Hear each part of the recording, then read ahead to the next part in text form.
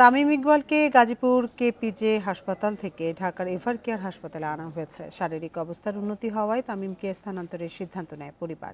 সন্ধ্যায় এভারকেয়ারের বিশেষ অ্যাম্বুলেন্সে ঢাকায় আনা হয় তাকে। সোমবার হার্টে রিং পরানোর পর থেকেই তামিমের অবস্থার উন্নতি হতে থাকে। রাতে পরিবারের সঙ্গে কথাও বলেন। সকালে সিসিইউ থেকে অল্প সময়ের জন্য কেবিনে নেওয়া হয় দেশসেরা এই ওপেনারকে। সেখানে পরিবারের সঙ্গে সময় কাটান। নিজের ফেসবুক পেজে পোস্ট দিয়ে শারীরিক অবস্থার উন্নতি ও সবার দোয়ার জন্য কৃতজ্ঞতা প্রকাশ করেন তামিম।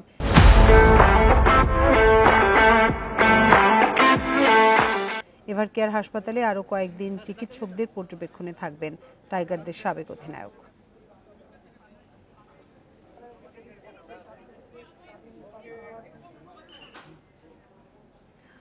তামিম ইকবালের সবশেষ আপডেট জানাতে রাজধানীর এভারকেয়ার হাসপাতাল থেকে যোগ দিচ্ছেন সহকর্মী মোহাম্মদ নাজিম।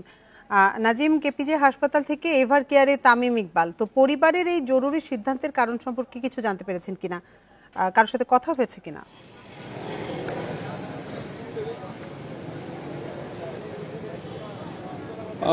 অনেকটা পারিবারিক সিদ্ধান্ত, কারণ আপনার যখন আজকে কেপিজে হসপিটালে যখন আপনার ব্রিফিং করা হচ্ছিল তখন কিন্তু স্বাস্থ্য মন্ত্রণালয়ের যে মহাপরিচালক ছিলেন তিনি কিন্তু জানিয়েছিলেন যে 72 ঘন্টা পর্যবেক্ষণে রাখার কথা। সেটা কিন্তু পারিবারিক বলতে গেলে আপনার পারিবারিক সিদ্ধান্তের কারণে কিন্তু কেপিজে হসপিটাল থেকে কিন্তু এভারকেয়ার হসপিটালে নিয়ে আসা হয়েছে। শুধুমাত্র উন্নত চিকিৎসা পাওয়ার জন্যই কিন্তু এই সিদ্ধান্ত নেওয়া হয়েছে। এবং তার ভাই নাফিস ইকবালের সাথে যখন আমাদের কথা হয়েছিল তখন তিনি জানাচ্ছিলেন যেটা হচ্ছে যে তামিম নিজেই চাচ্ছিলেন যে আসলে আপনার হসপিটাল পরিবর্তন করে ঢাকায় নিয়ে আসতে, শুধুমাত্র হচ্ছে আপনার উন্নত চিকিৎসা পাওয়ার জন্যই। পরবর্তীতে এখানে আপনার রাখার বলতে গেলে আপনার যদি পরিস্থিতি উন্নতি যতটুকু হয় কিংবা তার পরবর্তীতে যদি মনে হয় যে না ঠিক আছে সিদ্ধান্ত নেওয়ার ক্ষেত্রে, তখন হয়তো বা যুক্তরাজ্যে নিয়ে যাওয়ার একটা চিন্তা ভাবনাও তাদের পরিবারের মধ্যে থেকে আমরা জানতে পেরেছি।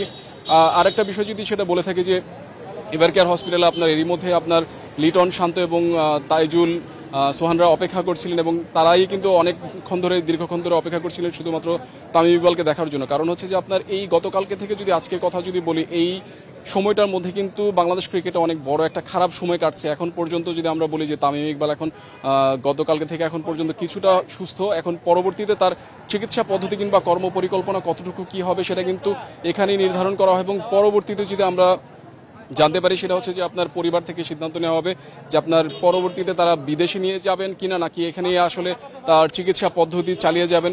তো সবাই আসলে ভক্তরা অপেক্ষা করছেন এবং ক্রিকেটারও সবাই অপেক্ষা করছেন যে দেশের ক্রিকেটার তিনি যত দ্রুত সুস্থ হয়ে উঠুক, সবাই এটাই চাচ্ছেন।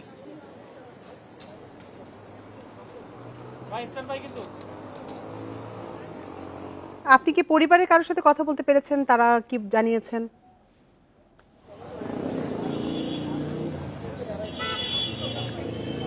পরিবারের সাথে আমরা কথা বলেছি, যেটা হচ্ছে আপনার নাফিস ইকবাল কথা বলেছিলেন, তামিম ইকবালের বড় ভাই। তিনি জানিয়েছিলেন আসলে যে এটা সম্পূর্ণ হচ্ছে আপনার তামিম ইকবালের সিদ্ধান্ত ছিল। যে আপনার গতকালকেও যেমন একটা পরিস্থিতি হচ্ছিল যেটা হচ্ছে যে আপনার তামিম কিন্তু বারবারই ঢাকায় এসে উন্নত চিকিৎসার জন্য কিন্তু এই এভারকেয়ার হসপিটাল আসার জন্য প্রথমবার তিনি জোর দিচ্ছিলেন।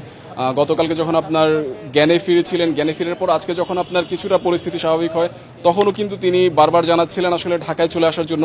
তো সেক্ষেত্রে অনেকটা তামিমের সিদ্ধান্ত কিংবা আপনার পরিবারের সিদ্ধান্তের কারণে আমরা পরবর্তীতে আবার আপনার সাথে যোগাযোগ করব।